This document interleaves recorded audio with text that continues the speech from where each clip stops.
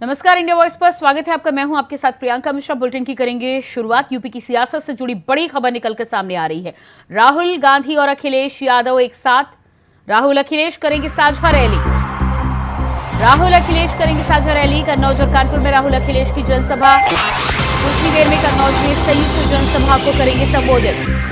वहीं दोपहर 2:40 पर कानपुर में करेंगे संयुक्त जनसभा। राहुल गांधी और अखिलेश यादव कानपुर और कन्नौज में संयुक्त जनसभा को संबोधित करने के लिए पहुंचे हैं। 3 चरणों के चुनाव हो जाने के बाद अगले 4 चरणों के लिए इंडिया गठबंधन के राहुल गांधी और अखिलेश यादव उत्तर प्रदेश में लगातार अपनी मजबूत पकड़ बनाने की कवायद में लगे हुए हैं। इसी सिलसिले में इसी कड़ी में कन्नौज और कानपुर में आज संयुक्त जनसभा को संबोधित करेंगे अखिलेश यादव और राहुल गांधी। 12:15 पर कन्नौज में जनसभा को करेंगे संबोधित। 2:40 पर कानपुर में करेंगे जनसभा।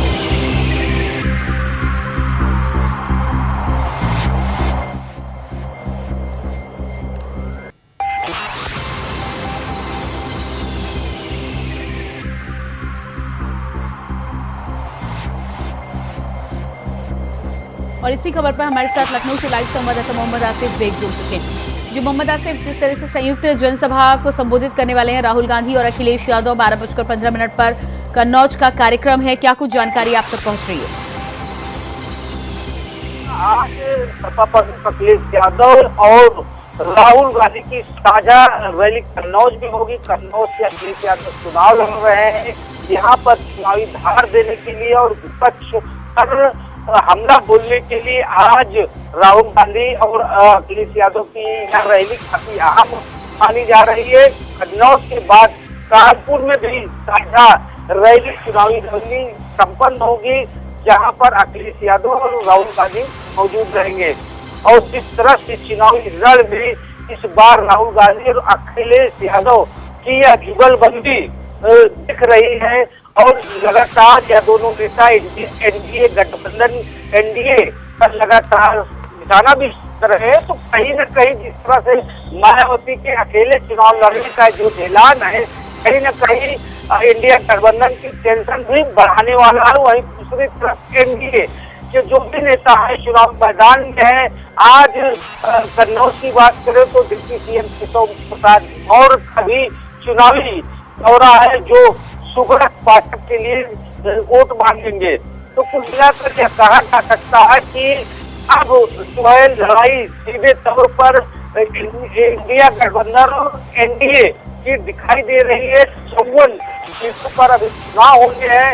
ऐसे में राहुल और अखिलेश की जोड़ी कितना रंग लाती है, क्योंकि जिस तरह से 2017 के चुनाव में राहुल और अखिलेश की जोड़ी ने कोई कमाल नहीं कर दिखाया था और कहीं न कहीं समाजवादी पार्टी और कांग्रेस दोनों औहदे में गिर गई थी और मुख्यमंत्री योगी आदित्यनाथ बने थे। लेकिन यहाँ पर अगर इंडिया गठबंधन की बात करें लोकसभा 2024 को लेकर, तो अपनी पूरी ताकत झोंक दिया है राहुल और अखिलेश यादव ने। और सबसे बड़ी बात यह है कि एक कन्नौज सीट परंपरागत सीट मानी जाती है अखिलेश समाजवादी पार्टी की, तो जिसे पाने के लिए पूरी तरह से सपा बेताब है। कई पीडीए नेताओं के साथ साथ कुछ बाहरी लोगों को भी अब कन्नौज में बुला लिया गया है और जिस तरह से चुनावी रण अब पूरी तरह से सज चुका है कन्नौज की सीट पर, तो यह कहा जा सकता है कि अब अखिलेश यादव जिस तरह से चुनावी हुकार भर रहे हैं और राहुल गांधी अब साथ हो लिए साझा रैली कर रहे हैं। इसका परिणाम क्या होता है यह समय बताएगा, लेकिन कन्नौज की सीट पर भी पूरी तरह से कांटे की टक्कर दिखाई दे रही है। जी प्रियंका। जी बिल्कुल, तो कन्नौज की सीट पर जिस तरह से कांटे की टक्कर दिखाई दे रही है, अखिलेश यादव जिस तरह से मैदान में हैं और राहुल गांधी भी वहां पर पहुंच रहे हैं, क्या माना जाए कन्नौज के साथ ही साथ कानपुर में भी लगातार जिस तरह से संयुक्त जनसभा की तैयारी है, क्या कुछ समीकरण कानपुर में भी बनते बिगड़ते दिखाई दे सकते हैं? जी बिल्कुल प्रियंका, कानपुर की बात करें तो इंडिया गठबंधन से आलोक मिश्रा प्रत्याशी घोषित है। यहाँ पर कन्नौज के बाद दूसरी बड़ी जनसभा राहुल और अखिलेश यादव करेंगे। राहुल और अखिलेश यादव की रैली को लेकर कानपुर में भी काफी जोश नजर आ रहा है, काफी भीड़ भी इकट्ठा होने की उम्मीद जताई जा रही है। और जिस तरह से समाजवादी पार्टी और इंडिया गठबंधन ने पूरी तैयारी कर रखी है, तो कहा जा सकता है कि इस तपिश में जिस तरह से ये चुनावी सरगर्मी लगातार बढ़ रही है, लेकिन अगर कानपुर में बात करें तो यहाँ पर आज बसपा प्रमुख मायावती भी चुनावी ताल ठोक रही हैं। कहीं न कहीं बसपा प्रमुख मायावती साइकिल की रफ्तार कम करने के लिए जो मास्टर प्लान तैयार की है, क्योंकि बसपा प्रमुख अब सीधे तौर पर समाजवादी पार्टी पर हमलावर हो गई है और सपा भी बसपा पर लगातार हमलावर हो गई है। तो जिस तरह से दोनों के बीच जुबानी जंग तेज हो गई है, दोनों समाजवादी पार्टी और बसपा की जो भिड़ंत है उसका फायदा भी कहीं न कहीं एनडीए को मिलता दिख रहा है, क्योंकि सिर्फ किस पर अब बैटिंग बीजेपी के प्रत्याशी कर रहे हैं और जो टकराव है बसपा और सपा का, इसका खामियाजा कहीं न कहीं समाजवादी पार्टी। जी, मोहम्मद आसिफ बेग, जानकारी के लिए बहुत शुक्रिया आपका। और इसके बाद प्रयागराज से बड़ी खबर सामने आ रही है। सीमांचल एक्सप्रेस ट्रेन से 93 नाबालिगों का रेस्क्यू। आरपीएफ की टीम ने नाबालिग बच्चों को ट्रेन से उतारा। सभी बच्चों को बाल कल्याण समिति के हवाले किया गया। बिहार के अलग अलग जनपदों के रहने वाले हैं बच्चे। बच्चों के साथ 9 एजेंटों को भी आरपीएफ टीम ने पकड़ा। बच्चों को ले जाने के वैध दस्तावेज एजेंट नहीं दिखा सके। एजेंट परिजनों से बातचीत के बाद एजेंटों पर कार्रवाई की जाएगी। तो आरपीएफ की टीम ने नाबालिग बच्चों को ट्रेन से उतारा है। बाल विकास संस्था कल्याण समिति के हवाले बच्चों को किया गया। तस्वीर आप देख पा रहे हैं, सभी बच्चों को बाल कल्याण समिति के हवाले किया गया है। बिहार के अलग अलग जनपदों के रहने वाले ये बच्चे बताए जा रहे हैं। ले जाने वाले एजेंटों के पास इन बच्चों को लेकर पुख्ता तौर पर दस्तावेज नहीं थे। बातचीत के दौरान इस बात का खुलासा हुआ है। वहीं परिजनों से बातचीत के बाद एजेंट पर कार्रवाई की जाएगी। बच्चों के साथ 9 एजेंटों को भी आरपीएफ की टीम ने पकड़ा। आरपीएफ की टीम ने नाबालिग बच्चों को किया रेस्क्यू। सभी बच्चों को बाल कल्याण समिति की किया हवाले।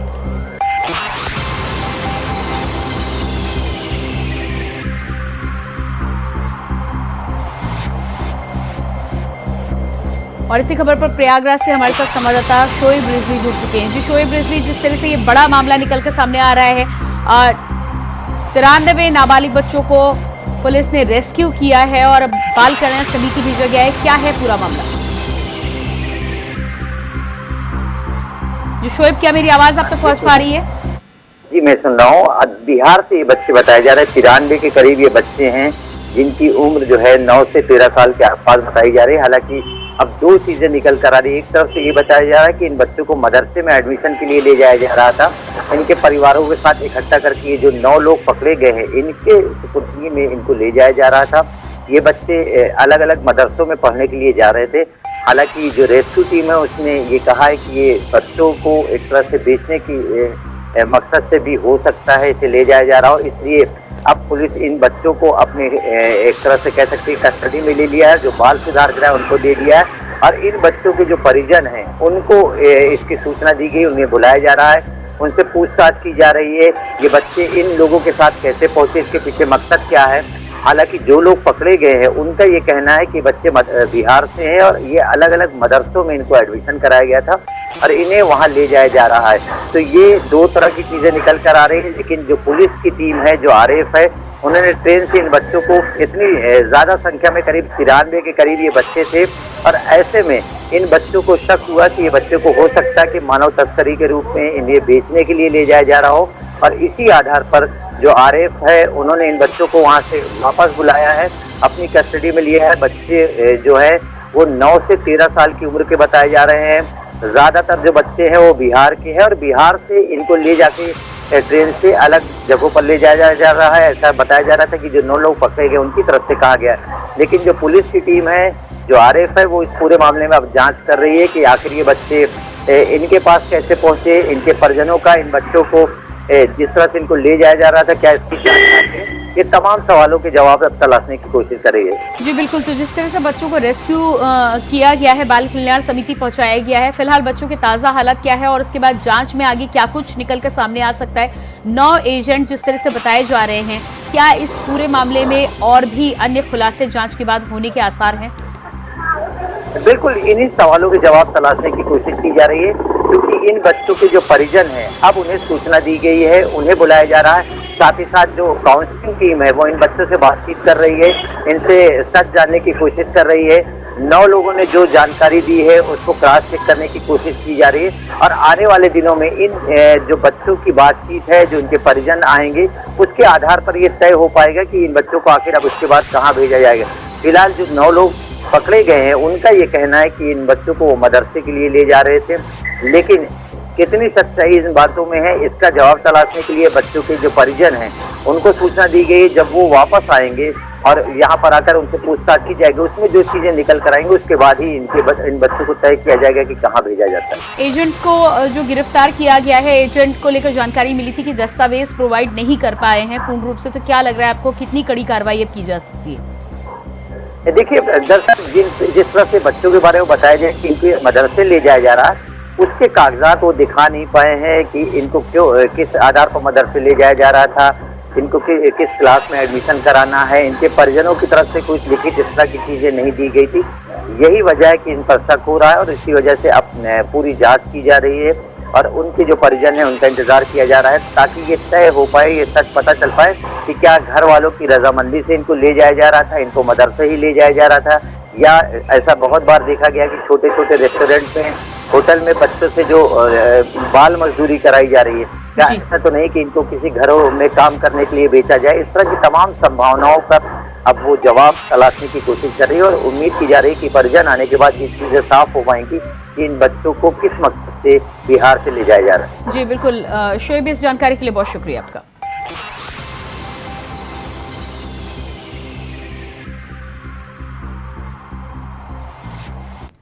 और इसके बाद दिल्ली से बड़ी खबर सामने आ रही है। सीएम केजरीवाल की अंतरिम जमानत पर आज फैसला संभव, आज आ सकता है सुप्रीम कोर्ट का फैसला। ईडी ने बेल के खिलाफ दिया है हलफनामा, ईडी ने बेल के खिलाफ दिया है हलफनामा। आम आदमी पार्टी ने ईडी के हलफनामे पर जताई आपत्ति, आम आदमी पार्टी ने ईडी के हलफनामे पर जताई आपत्ति।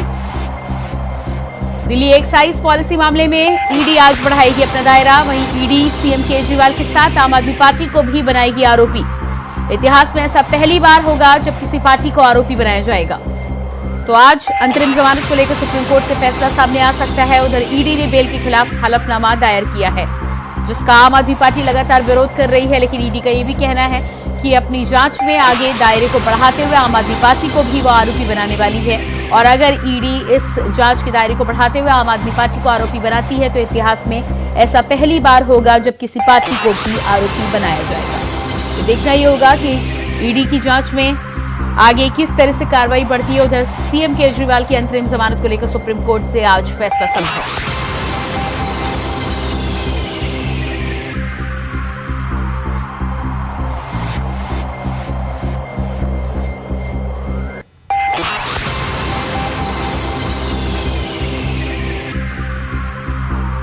सीएम अरविंद केजरीवाल की अंतरिम जमानत को लेकर सुप्रीम कोर्ट में आज आ सकता है फैसला।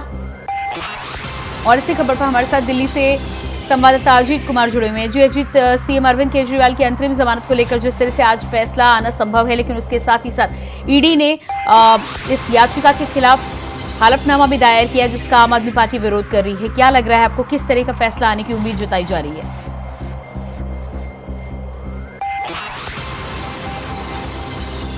सुप्रीम कोर्ट में अहम जो फैसला है वो आ सकता है, जैसे संभावना जताई जा रही कि अब से कुछ समय बाद कभी जो सुप्रीम कोर्ट है उनकी जमानत को लेकर के फैसला सुना सकता है। हालांकि इससे पहले मंगलवार को सुप्रीम कोर्ट में इस मामले में सुनवाई हो रही थी, तमाम चीजों को जो दलीलें दी गई उस चीजों को सुन करके सुप्रीम कोर्ट ने अपना फैसला जो है वो सुरक्षित रख दिया था। लेकिन जिस तरीके से मंगलवार से ये संभावना जताई जा रही है कि कोर्ट के जिस तरीके से कोर्ट ने अपनी बातों से संकेत दिया है कि मुख्यमंत्री अरविंद केजरीवाल को कोर्ट यानी कि जमानत जो है वो चुनाव प्रचार के लिए दे सकता है। हालांकि अभी कोर्ट ने इस पर फैसला नहीं किया, इसलिए कुछ भी कह पाना शायद जल्दबाजी होगा। लेकिन जिस तरीके से संभावना जताई जा रही है कि सुप्रीम कोर्ट इस मामले में आज जो फैसला है वो सुना सकता है। वहीं अगर हम दूसरी तरफ बात करें तो आज ईडी की तरफ से ही इस जो कथित शराब घोटाले का जो मामला है उसमें जो चार्जशीट है वो भी जो दायर है तो चार्जशीट में विशेष तौर पर मुख्यमंत्री अरविंद केजरीवाल का जो नाम है वो वहां पे लिखा गया है। चार्जशीट में न केवल मुख्यमंत्री अरविंद केजरीवाल का नाम बल्कि उनको मुख्य आरोपी बनाया गया, इसके साथ ही आम आदमी पार्टी को भी आरोपी बनाया गया है। बता चलो प्रियंका, ये इतिहास में पहली बार ऐसा हुआ है जब किसी राष्ट्रीय पार्टी को किसी भ्रष्टाचार के मामले में, इस तरह के ऐसे मामले में पार्टी को आरोपी बनाया गया हो। लिहाजा ये साफ तौर पर कहा जा सकता है कि अगर दायर करके कोर्ट को अप्रूवल कर देता है तो निश्चित तौर पर यह कहा जा सकता है कि आने वाले समय में आम आदमी पार्टी के लिए, उनके नेताओं के लिए, मुख्यमंत्री अरविंद केजरीवाल के लिए जो मुश्किलें हैं वो और बढ़ जाएंगी। जी भाई जी बिल्कुल, तो आम आदमी पार्टी को अगर आरोपी बनाया जाता है तो मुश्किलें जरूर बढ़ेंगी। इसके साथ ही साथ यही वजह है कि आम आदमी पार्टी लगातार ईडी के हलफनामे का विरोध कर रही है। देखिए बिल्कुल प्रियंका, लगातार आम आदमी पार्टी के जैसे विरोध किया जा रहा है। हालांकि अगर हम दूसरे पहलू में बात करें तो दूसरा पहलू ये भी बनता है कि अगर आज मुख्यमंत्री अरविंद केजरीवाल को अंतिम जमानत मिल जाती है तो वो भी कहा जा सकता है कि एक नया समीकरण जरूर बन सकता है, क्योंकि लोकसभा चुनाव चल रहे हैं। दिल्ली में छठे चरण के तहत चुनाव होना है। तकरीबन अगर मैं बात करूं तो 15 दिन का जो समय है वो बचा है और अगर 15 दिन के में भी अगर मुख्यमंत्री अरविंद केजरीवाल अगर बाहर जेल से बाहर होते हैं तो वो अपने चुनाव प्रचार पर ध्यान जो वो केंद्रित कर सकेंगे। न केवल चुनाव प्रचार पर बल्कि उनके बाहर आने से चुनावी समीकरण में भी काफी बदलाव देखने को मिल सकता है, क्योंकि कहीं ना कहीं इस पूरे मुद्दे को मुख्यमंत्री अरविंद केजरीवाल इस चुनावी प्रचार में जरूर घुराने का प्रयास करेंगे। और जो कहीं ना कहीं चाहे वो अगर हम केंद्र की मोदी सरकार की बात करें या भाजपा की बात करें तो उस पर जो आक्रामक तेवर है वो अरविंद केजरीवाल की तरफ से जरूर अजीत, आप बने रहिए हमारे साथ। तो अरविंद केजरीवाल की अंतरिम जमानत पर आज आ सकता है फैसला। ईडी ने दायर किया हलफनामा। और उसके बाद बात करेंगे अगली खबर को लेकर। दिल्ली से बड़ी खबर सामने आ रही है। महिला पहलवानों से यौन शोषण का मामला ब्रजभूषण के खिलाफ आज तय हो सकते हैं आरोप। पिछली सुनवाई में कोर्ट ने 10 मई की दी थी तारीख, तो ब्रजभूषण स्वर्ण सिंह के केस पर आज आ सकता है फैसला। आज तय हो सकते हैं आरोप। पिछली सुनवाई में कोर्ट ने 10 मई की दी थी तारीख। महिला पहलवानों से यौन शोषण का मामला ब्रजभूषण स्वर्ण सिंह के खिलाफ आज तय हो सकते हैं आरोप। देखना ही होगा कि कोर्ट की सुनवाई में, कोर्ट की कार्रवाई में क्या कुछ निकलकर सामने आता है। उम्मीद की जा रही है कि आज आरोप तय हो सकते हैं। पिछली सुनवाई में कोर्ट ने 10 मई की तारीख दी थी। और इसी खबर पर अजीत हमारे साथ दिल्ली से संवाददाता बने हुए हैं। जो अजीत, ब्रजभूषण स्वर्ण सिंह मामले में जिस तरह से आज आरोप तय हो सकते हैं, ये उम्मीद और संभावनाएं जताई जा रही हैं। पिछली सुनवाई में 10 मई की तारीख दी गई थी, क्या कुछ ताजा अपडेट आपको मिल रहा है? महिला पहलवानों के साथ जो कथित यौन शोषण का जो मामला है और लंबे समय से जो ये मामला कोर्ट में चल रहा है और पिछली सुनवाई में जिस तरीके से दलीलें दी गई, दलीलों के बाद आज यानी 10 तारीख की जो तारीख है वो तारीख दी गई थी और लगातार संभावना जताई जा रही थी आज जो कोर्ट में इस मामले में जो ब्रजभूषण शरण पर आरोप जो है वो तय हो सकता है। यानी ये साफ कहा जा सकता है कि आज उन महिला पहलवानों के लिए बहुत बड़ा दिन साबित होने वाला है। जो महिला पहलवान लंबे समय से इस यौन शोषण के मामले में न केवल जमीनी स्तर पर लड़ाई लड़ रहे हैं बल्कि कानून की लड़ाई भी लड़ रहे हैं। और इस बीच अगर मैं बात करूं दिल्ली के जंतर मंतर पर जिस तरीके से उन महिला पहलवानों ने जिस तरीके से अपना प्रदर्शन किया, सड़कों पर उतरे और इस लंबी लड़ाई में कहीं ना कहीं एक महत्वपूर्ण भूमिका जो है वो निभाई, तो निश्चित तौर पर कहा जा सकता है कि आज उन महिला पहलवानों को बड़ा दिन जो है वो साबित होने वाला है। जी प्रियंका। जी बिल्कुल, तो महिला पहलवानों के लिए बड़ा दिन है। ब्रजभूषण शरण सिंह के खिलाफ जिस तरह से आरोप को लेकर बातचीत की जा रही है,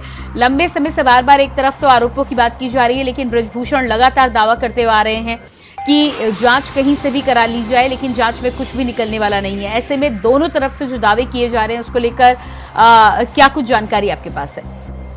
देखिए बिल्कुल बेटा, यहाँ पर सबसे बड़ी बात अगर मैं कहूँ तो शायद ये कह पाना शायद बेईमानी नहीं होगी कि अगर सांसद ब्रजभूषण पर अगर आरोप तय हो जाते हैं तो ब्रजभूषण, बल्कि ये उन आरोपों को भी कहीं ना कहीं एक सार्थक साबित करेगा। जो लगातार पहलवान और पूरे जो समर्थक हैं वो केंद्र की मोदी सरकार पर जमकर बरस रहे थे, क्योंकि जिस तरीके से बीते दिनों देखने को मिला कि किस तरीके से महिला पहलवान दिल्ली के जंतर मंतर पर उतरे और एक लंबी लड़ाई के बाद जब मामला कोर्ट में पहुंचा, उसके बाद दिल्ली पुलिस ने इस पूरे मामले में 2 दर्ज करे और उसके बाद मामला कोर्ट में विचाराधीन रहा। कोर्ट में लगातार एक लंबी लड़ाई चली और उसके बाद अगर आज ब्रजभूषण शरण पर आरोप तय हो जाते हैं तो कहीं ना कहीं महिला पहलवानों के उन आरोपों पर भी बल मिलेगा जो लगातार वो आरोप लगाते रहे कि जी बिल्कुल अजीत शुक्रिया इस ताजा अपडेट के लिए।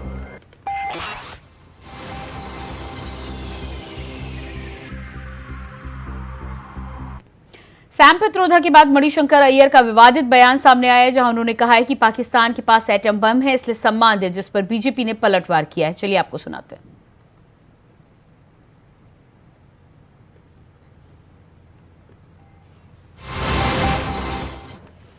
और कि उनकी भी इज्जत है और उस इज्जत को कायम रखते हुए आप उनसे जितनी कड़ी बात करना चाहते हो करो, लेकिन बात तो करो। बंदूक को लेकर आप घूम रहे हो और उससे क्या हाल मिला? कुछ नहीं, तनाव बढ़ते जाता है। और कोई भी पागल वहां आ जाए तो क्या होगा देश का? उनके एटम बॉम्ब है। ये भी है। हाँ हमारे पास है, लेकिन किसी पागल ने हमारे बम को लाहौर स्टेशन में फूटा तो 8 सेकंड के 8 पल के अंदर उसकी जो रेडियो एक्टिविटी है वो अमृतसर पहुंचेगी। ये भी इतना पास तो ऐसे बम वगैरह रखकर आप उसको इस्तेमाल करने का रोको। लेकिन यदि आपने उनसे बात की, उनको इज्जत अफजाया, तो तभी जाकर वो अपने बम के बारे में नहीं सोचेंगे। लेकिन आपको उनको ठुकरा दिया और बच्चे जैसे कुट्टी कहते रहे, तो कोई पागल वहां आ जाए वो बम निकाल ले और फिर क्या होगा? तो हमें समझना चाहिए कि दुनिया का विश्व गुरु बनना हो तो ये जरूरी है दिखाने के लिए कि जितना भी तीव्र हो हमारा समस्या पाकिस्तान के साथ, उसका हल निकालने के लिए हम मेहनत कर रहे हैं। लोकसभा चुनाव 2024 में करारी पराजय की सुनिश्चित संभावना देख करके ये सारे कांग्रेसी बौखला गए और जिन्हें भारत की सेना पर भरोसा नहीं है, भारत के सेना के पास जो दुनिया के सबसे सक्षम अस्त्र और शस्त्र का भंडार है उस पर भरोसा नहीं है, तो उन्हें भारत में रहने की जगह पाकिस्तान जाना चाहिए। राहुल गांधी, कांग्रेस, मणिशंकर अय्यर पाकिस्तान की भाषा बोल रहे हैं, जो पाकिस्तान आज खाने को मुहताज है। हम यही कहेंगे, दोगली नीति कांग्रेस छोड़े।